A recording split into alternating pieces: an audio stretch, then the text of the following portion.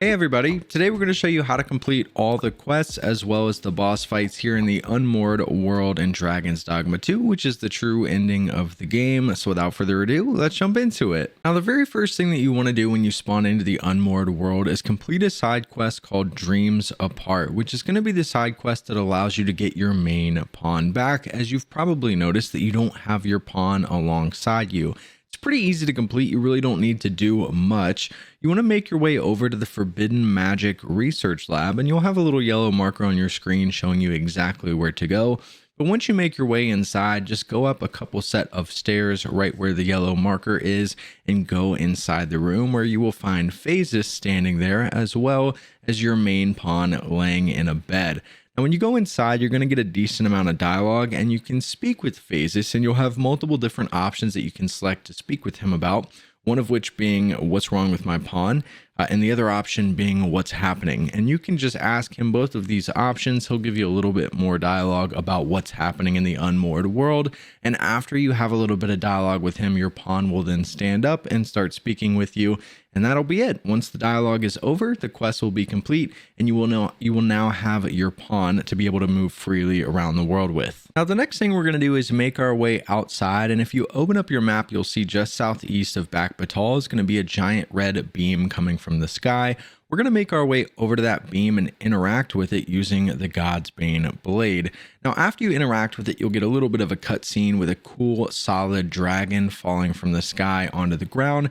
And this is going to start our second quest called A Scholarly Pursuit. Now, this quest is actually pretty easy to do. It's just a little bit lengthy. It'll probably take you anywhere from 10 to 15 minutes.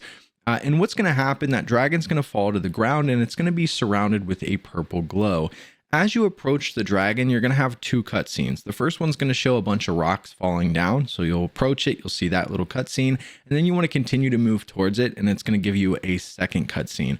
And essentially what you're going to do is figure out that you can't destroy this dragon from right where it fell in front of you. And Phases is going to take you on an adventure to get up behind it. So you're going to go on this long path following Phases, who will have a little yellow dot on your map to show you exactly where to go. And you're just going to follow him all the way around the back side of this dragon. Now, as you're making your way to the back side of the dragon, you're going to get stopped several times. I would say 6 or 7 times. To fight a group of enemies. Now, these enemies are going to be the same as you see in the normal game. However, they're going to be purple and look way cooler. All you need to do is defeat each group of these enemies. Once you defeat one of the groups, Phases will continue to move along. You can follow his little yellow dot. And if you lose them, again, just look for that little yellow dot on your map and continue to take out the enemies until you get to the backside, where you will face the most amount of enemies that you'll find throughout this quest. Now, once you get back here, you'll see the dragon at the end of the long hallway. All you're going to do is defeat all the enemies that are in between you and the dragon, and you're going to see that it still has that giant purple circular glow around it. All you need to do is make your way inside of that purple bubble, and when you walk inside, that purple bubble is going to disappear, exposing the dragon, and then all you need to do is attack the dragon. I hit it with one arrow. And once you attack it, it will then explode. The screen will cut to black. And then once you come back, the quest will be complete and you will be done with this quest. Now, the next thing we're going to do is make our way over to the Seafloor Shrine. And we'll show you the exact location here on your map in case you don't know where to go. But it'll be pretty obvious once you get down here. There's going to be a giant blue beam that appears to be shooting down from the sky. Right next to that blue beam is going to be a proto crystal on the ground that you can interact with. I highly recommend you do that so that you can use it later on. But after you interact with the proto crystal, we can then go over to the blue beam, where you will find Rathias, who is the original founder of the Kingdom of Vermin. All you need to do is speak with him. You're going to get a decent amount of dialogue with him. And after the dialogue, the screen will fade to black and he's going to disappear. And then it will automatically start some more dialogue with an older woman who is standing there as well. And after the dialogue with her, this is going to start the quest Halls of the First Dawn, which is the main quest here in the Unmoored world, which is rescuing all the towns from the red fog that surrounds the map. Now, the first place we're going to rescue is the Excavation site, which is going to be on the southeastern side of the map. And to rescue this place, we're going to have to complete a quest called Sheperd of the Pawns. So go ahead and head down that way. And as you approach the excavation site for the first time in the true ending, you're going to encounter a golem just outside the gate that you're going to need to defeat. Pretty big boss fight. He's not too difficult to take down. You just need to target the little purple things that are on him to be able to take him completely down, just like all the other golems in the game. But once you eventually take out the golem, you're going to be approached by a guy named Henrique, and he's going to speak with you before you can actually enter into the camp. You're going to have a decent amount of dialogue with him, and once he finishes the dialogue, you're going to be tasked with following him, and he's going to take you through the camp and down into where there's a bunch of jail cells. Now, once you get down into the cells, you're going to have a lot more dialogue with Henrique. He's essentially just going to talk to you about getting the pawns out. And after you have a decent amount of dialogue with him, he's going to give you the Overseer's Lodge key. And that key is going to allow you to get into a lot of the houses that are here in the camp. Now, once you get that key, you want to make your way back up top to the middle of the excavation site. And we're going to show you the exact building that you want to go use this key on. So we'll show you here on your map. It's actually just below where the inn is located, even though you can't see it on my map. But this building is where you want to go. And once you make your way over here, you can use the key that we acquired to open the door. And once that door opens up, you will see right there, clear as day on the floor, is going to be a diminished Godsway. You want to pick up that diminished Godsway and take it back to Henrique. Now, in case you can't remember how to get back to the cells, we'll show you the exact location here on your map. It's on the northwestern side of the excavation site. Just make your way down to the cells where Henrique originally took you. And once you get back down there, as you get close to him, it will cue some more automatic dialogue and you'll be able to give him the Godsway that we picked up in the house. After giving him the Godsway, he will give you a little bit more dialogue. And after the dialogue, the quest will be complete. You'll get your reward. You'll save the excavation site and you'll be able to move on with the rest of the quest here in the true ending. Now, the next place that we're going to rescue is the Sacred Arbor, which is on the far northern side of the map. Again, this one's close to the edge of the map, so we want to rescue this one quickly just so it doesn't get overtaken by the red fog. But once you get up here, there'll be another giant red beam coming down from the sky, pretty much impossible to miss. You're just going to interact with that beam and it's going to start a pretty big boss fight with a dragon that's going to fall out of the sky. Now, this boss fight is actually pretty easy to do. It's just very lengthy. It took me around 15 minutes and I was using the Archer vocation. Essentially what's going to happen during this boss fight is that you're going to have around 12 pink glowing circles on the dragon that you're going to have to destroy. And they come in sections. So when you first start the boss fight, you're going to have around 12 of these circles towards the tail end of the dragon. Once you're able to destroy all 12 of those pink glowing circles, it's then going to make another 12 pink glowing circles available further up the dragon's body. And you're just going to continue to work through all of those little circles until you get to the head. And then you'll be able to attack the only glowing thing left on the dragon, which I believe is like its little horn that's sticking off the top of its head. And eventually you'll be able to win this boss fight. This is the main thing when it comes to rescuing the Sacred Arbor. Now, after you defeat the dragon, the next thing you want to do is make your way to the arborist's home. We'll show you the location here on your map in case you don't know where that's at. And inside you are going to find the leader of the elves sitting at his table, and you want to speak with him. Now, to complete this quest, all you need to do is convince him to evacuate the area.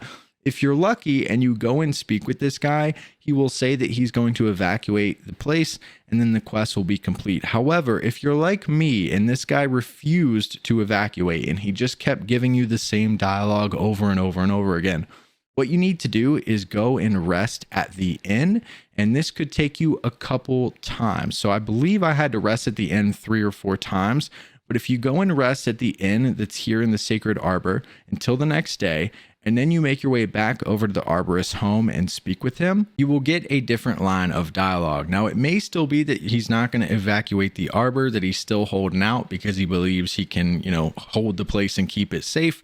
However, if that is the case, you then need to just go and sleep at the inn and pass another day's time and continue to do that until he gives you the dialogue line that says, "I admit defeat," and he says he's going to evacuate. Like I said earlier, this took me like 3 or 4 different days sleeping at the inn over and over again until I got this line. But if you're running into this issue, that's all you need to do. And eventually, when he tells you that he's going to evacuate, the quest will be complete. You'll get your rewards. You'll be able to move on to the next step. The next thing we're going to do is the boss fight that's just southwest of Vernworth. Again, on your map, you'll see a giant red beam coming down from the sky. This one's going to be pretty much just like our last boss fight. However, this one is a little bit more challenging because those pink circles that are going to be on the dragon are in a little bit more of a difficult spot to hit. So the first couple ones are going to be on its legs, and after you take those out, it's going to move to its back. And because this dragon is going to be flying around, it's kind of hard to see a lot of them. So I think it's easier to just climb on top of the dragon and swing a sword from above. However, I used the archer vocation, so it did take me a little bit longer than the last one. But eventually you'll be able to do it. Again, not too difficult, just really time consuming because it can take a while to be able to hit all of those little pink circles on the dragon. But eventually, once you're able to hit all of them and defeat the dragon, you will be done with this boss fight. The next thing we need to do is evacuate Vernworth. And to do so, we need to complete the quest, the Regentkin's Resolve. So make your way over to Vernworth and back over to the Star Drop Inn where you'll be able to find Brant. And this will start automatically as soon as you walk into the Star Drop Inn. It will automatically cue the dialogue with Brant. You're going to have to listen to him talk just a little bit. And once he's done speaking, it will start the quest. And he will ask you to go speak with Sven. Now, Sven is going to be found in his chambers inside of the Vernworth castle. He will be on the second floor. We'll show you the location in case you don't remember where to find Sven's chambers. But once you make your way up there, just walk inside. If you walk up to him, it'll automatically start the dialogue. You'll be able to speak with him. Now, once you finish up the dialogue with Sven, he's going to ask you to do a couple things before you can evacuate the city. One is going to be visiting his mother's quarters, which is actually just down the hallway. You will have a little yellow marker on your map to show you exactly where to go. But again, you just exit Sven's quarters, run down the hallway, and you'll be able to find the Queen Regent's quarters. When you go inside, it's going to automatically start some dialogue with her that doesn't last very long. It's just a couple sentences. And once she's done speaking, what you want to do is go to the back of the room where the windows are, and you want to pick up the ornate box that's sitting on the counter. Once you pick up that ornate box, you then want to return back to Sven's chambers and give that box to Sven. So this is going to be the first task that you have to do. So you can go ahead and give him the ornate box. Now, the second thing that you need to do is procure the ox carts. Now, we'll show you the exact location here on your map. It's a little tricky, but you will have a yellow marker again that shows you exactly where to go. And once you get down here, you want to look for a guy named Russell. He's going to be standing in front of all the ox carts. And you just need to speak with him. He's going to give you one line. You'll get that dialogue over with. And once it does, it'll tell you that you procured the ox carts. Now, once you've got the ox carts as well as bringing the ornate box to Sven, all you need to do now is return to Disa's chambers, which is the Queen Regent.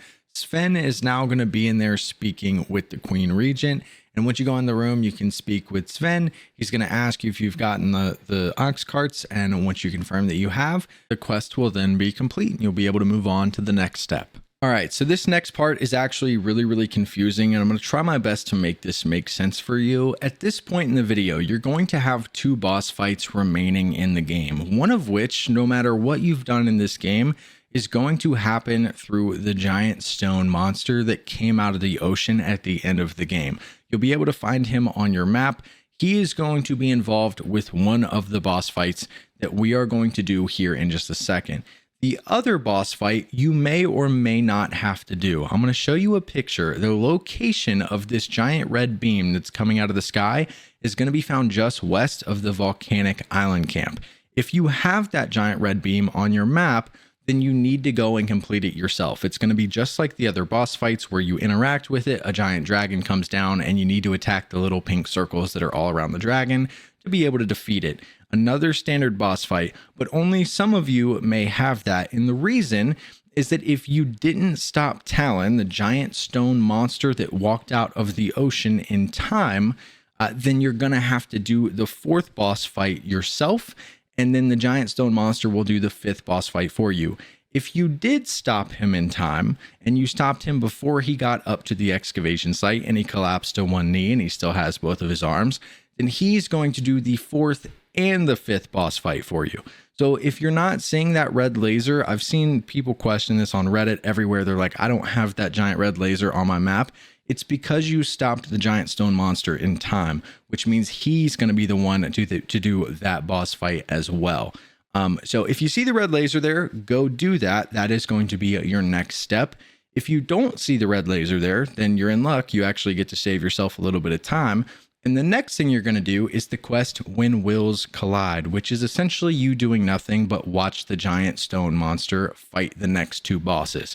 Now, you'll see Talon on your map. I believe Talon is his name. You'll see his head as an indicator on your map. I'll kind of show you the location here on your screen in case you don't know where that's at. But you just want to make your way to him. And I don't know if it matters if you're on ground level near his feet or on the side of the mountain near his head. Just to be safe, I would recommend getting up on the mountain near his head because that's what I did. And as you approach the giant stone monster, it's going to cue a cutscene where he actually sucks up your main pawn, and your main pawn, I guess, essentially gives him life. And then you get to watch this intense boss fight.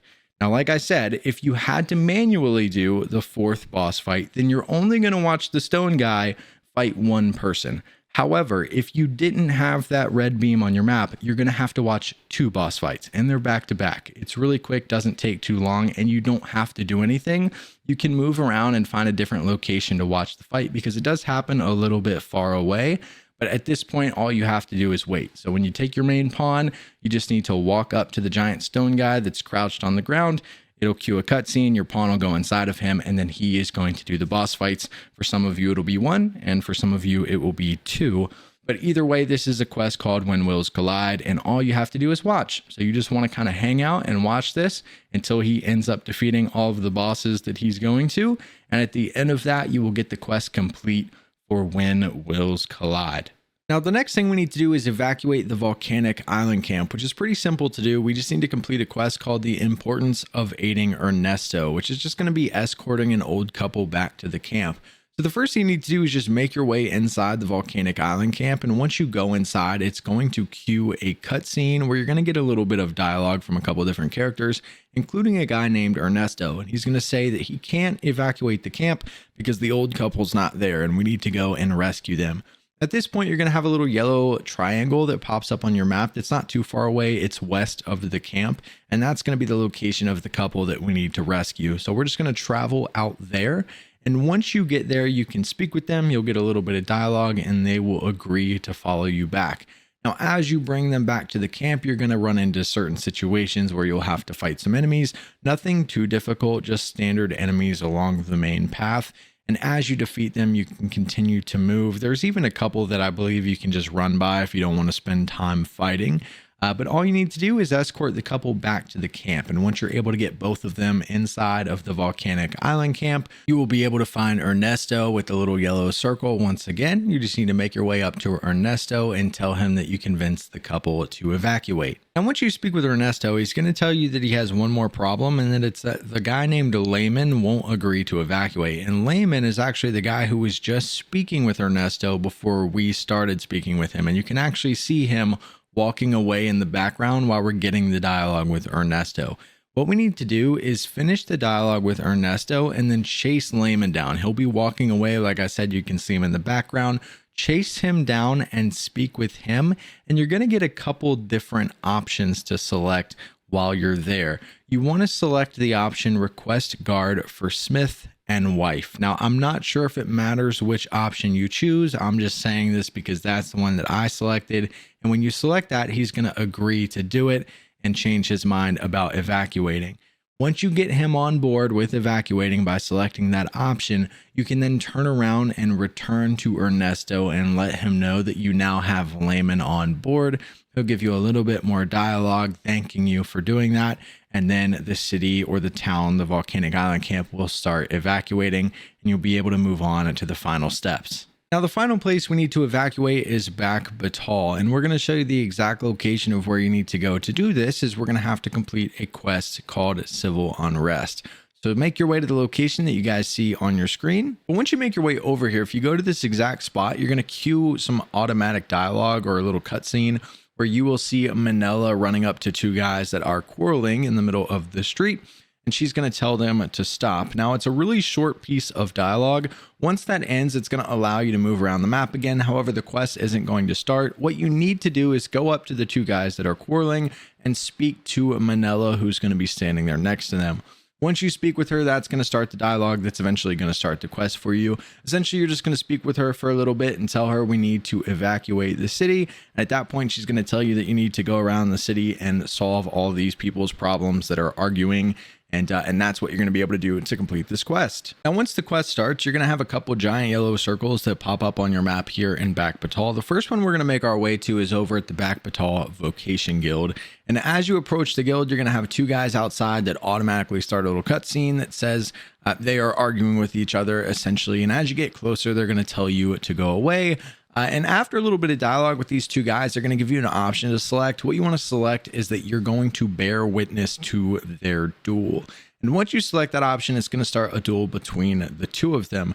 Now, this is going to last for around 40 seconds. All you have to do is stand here and watch. And after around 40 seconds or so, they will end up giving you some more dialogue. They'll thank you for watching. And once the dialogue finishes, that will be the first part of the quest. The next circle we're going to head to is the one that's surrounding the Pilgrim's Inn. And as you approach the inn, you're going to find two guys in the middle of the street that are arguing about food. There's going to be two adults as well as two children. Again, you'll have a little cutscene. It'll allow you to play again. And then you want to walk up closer and it will cue a much longer cutscene with some dialogue with them arguing about the food. Now, during that dialogue, you're going to be faced with an option. What you want to select is the one that says neither of them are in the wrong. Once the dialogue ends, you're not actually able to talk to either of the adults. What you need to do is speak to one of the children and we're going to offer them some food. Now, I don't know if it matters exactly which child you talk to. I spoke with the Beastrin child, and once you speak with him, you'll get the option to give him an item of food. Just make sure that it's actual food and not something that is rotten. And once you give him some real food, he will then tell you that he's going to share it with everybody. You will get a bit more dialogue from the parents, and once the dialogue is over, this part of the quest will be complete. Now, the third circle we're going to attend to is the one that's over in the residential ward. And as you approach this one, you're going to find two guys that are fighting in the middle of the road. Now, what you need to do for this one is attack these guys. It doesn't matter which one you attack first, but you need to attack one, but you don't need to kill them. So I'm using a bow. I shot at their feet just to make sure I wasn't going to do a ton of damage. But once you hit one, they're going to cue some dialogue where they start yelling at you, and then they both come after you.